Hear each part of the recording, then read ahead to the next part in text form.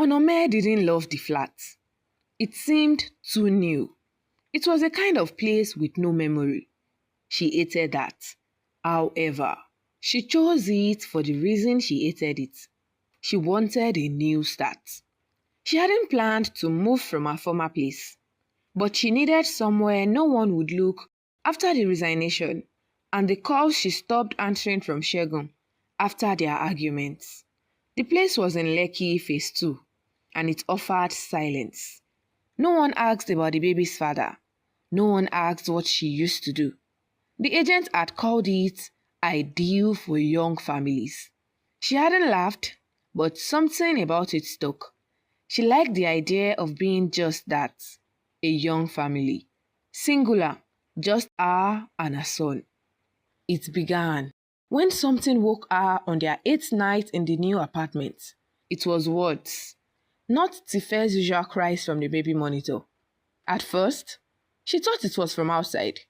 Lekki nights always carried one kind of noise or another, whether it was backup generators, keke horns, or someone's music. But this sound was coming from the baby monitor. She reached for it, and what she heard didn't make sense. The words were Yoruba. It was unstructured, like the kind you only hear during serious conversations or old interviews. A baby, a 6-month-old, was speaking. She froze. Then she was out of bed, across the room, running to the cot.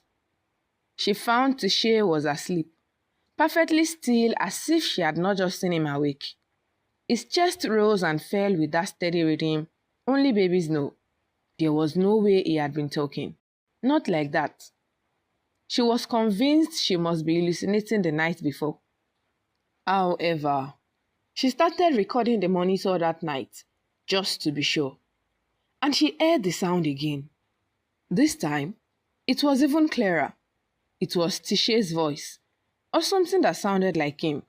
She also heard a second voice. It was male, older, calm. It said, "They told us to move forward. We moved. I saw Kunle fall. He was still shouting, even after." Everything was normal when she ran to Tishe's room. She was shaking so much and didn't sleep that night. The next morning, she just stared at Tishe, who sat on a playmat, chewing absent-mindedly on a soft block. She had no idea of what to do. She was broke already and won't be able to move to another place. Then her journalism mentality kicked in. She was going to watch while